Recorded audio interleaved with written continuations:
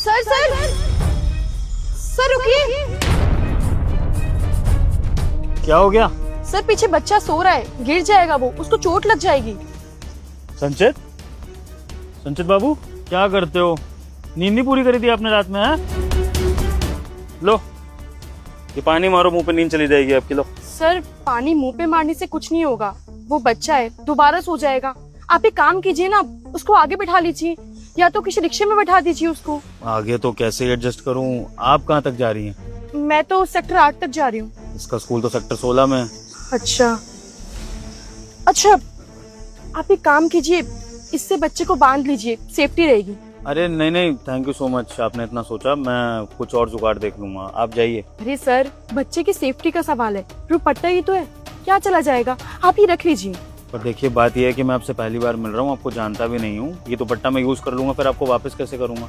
अरे सर आप कैसी बात कर रहे हैं, ये छोटा सा दुपट्टा है, अगर आपको तब भी वापस करना है ना तो आप एक काम कीजिएगा, मैं इस रोड से आती जाती रहती हूँ, आप कभी भी वापस कर दीजिएगा।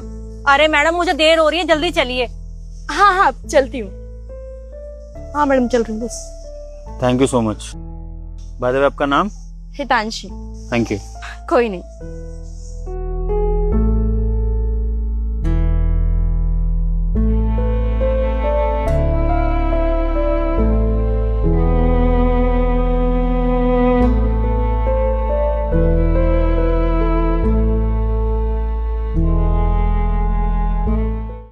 पापा हम इतनी देर से यहाँ पे खड़े क्यों हैं?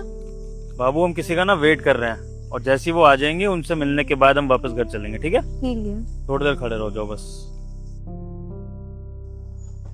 अरे सर आप यहाँ, आपको कहीं जाना है क्या? आइए मैं छोड़ दूँ। नहीं नहीं, हमें कहीं जाना नहीं है, बल्कि हम तो आज आप ही का वेट कर रहे थे।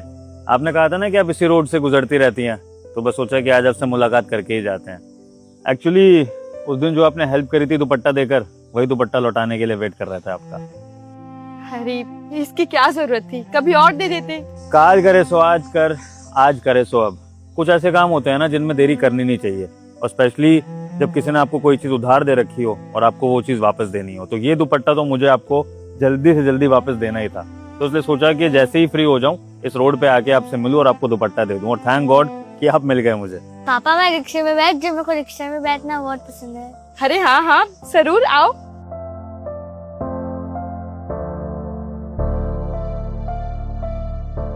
आपका बच्चा ना बहुत प्यारा है, और मुझे तो लगता है इसको अपनी माँ से ज्यादा आपसे लगाव है।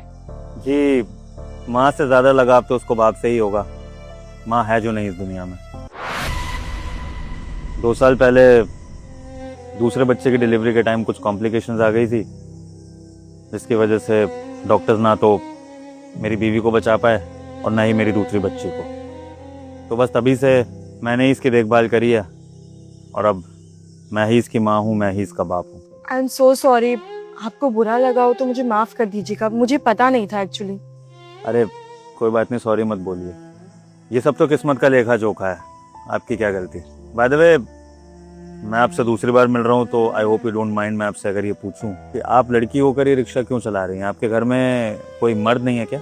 है ना मेरे पापा, और ये रिक्शा उनका ही है। वो क्या है ना, 1 साल पहले मेरे पापा को लकवा मार गया, तब से उनकी बॉडी काम करना बंद कर दी, और घर में खाने कमाने के लिए कोई तो चाहिए था ना, तो बस तब से रिक्शा मैं चला रही हूँ। ये तो रही आपके पापा की बात।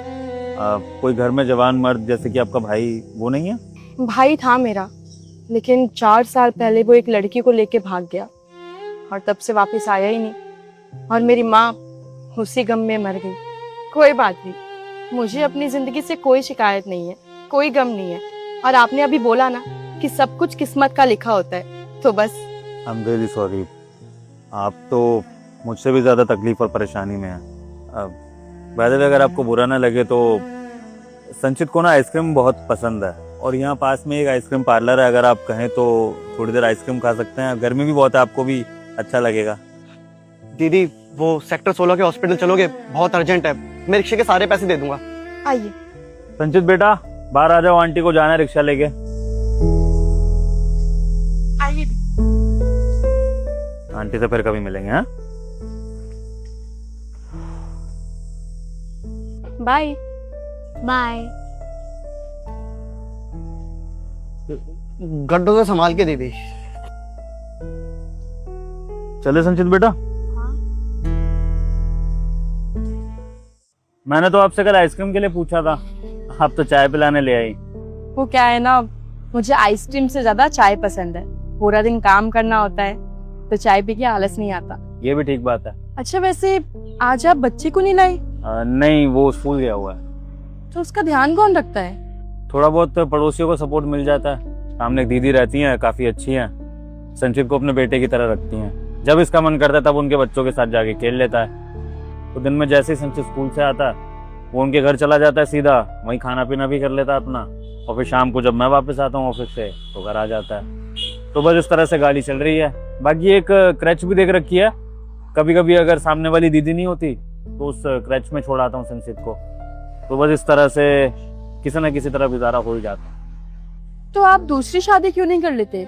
आप दूसरी शादी करेंगे तो आपके बच्चे को माँ मिल जाएगी, आपकी पूरी फैमिली बन जाएगी। डर लगता है सौतेले बच्चों को माँ अपना पाएगी कि नहीं। ऐसा ना हो कि जैसा फिल्मों में दिखाते हैं उसके साथ कुछ गलत करे, उसके खिलाफ कोई साजिश करे। मैं नहीं चाहता कि मेरा बच्चा अनकंफर्टेबल फील करे एक सेकंड के लिए भी। वैसे इतना बड़ा ट्रॉमा है उसकी ज़िंदगी में कि उसकी माँ नहीं है उसके पास, और जो दूसरी आए अगर वो गलत आ गई तो सोचकर ही ना डर लगने लगता है। तो इसी डर से मैं दूसरी शादी करता ही नहीं। वैसे भी मेरी छोड़िए, मैं तो किसी न किसी तरह गुजारा कर ही लूँगा। आप अपनी बताइए, आप कब तक इस तरह से कुंवारी घूमेंगी, रिक्शा चलाएंगी? आपने शादी का नहीं सोचा? शादी के बारे में तो अभी कुछ नहीं सोचा है। वो क्या है ना, मेरे पापा की तबीयत हमेशा खराब रहती है। अब बचपन से उन्होंने मुझे पाला पोसा, इतना बड़ा किया, मेरी पूरी जिम्मेदारी उठाई।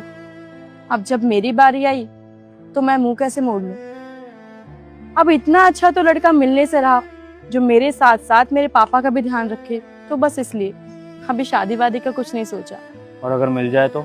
मिल जाएगा तो सोचेंगे शादी के लिए। आपके पापा की दवाइयों का खर्चा कितने का होता है मंथली? मतलब मैं कुछ समझी नहीं।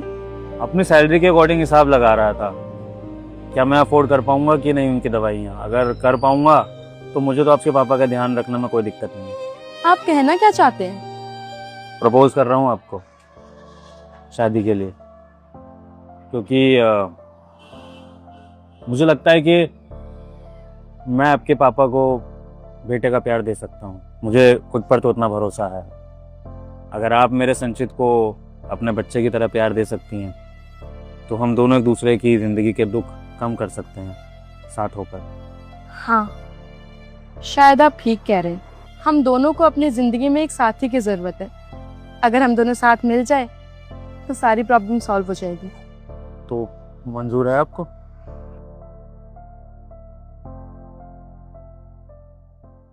मम्मा आई कार्ड दे दो। अभी लाई। ये रहा आपका I card. Hitanshi, tiffin ready है मेरा? हाँ जी रेडी है। आपकी फेवरेट सब्जी बनाई है। अरे वाह, मतलब फिर से आलू पालक बन गए। थैंक यू सो मच मेरा ध्यान रखने के लिए।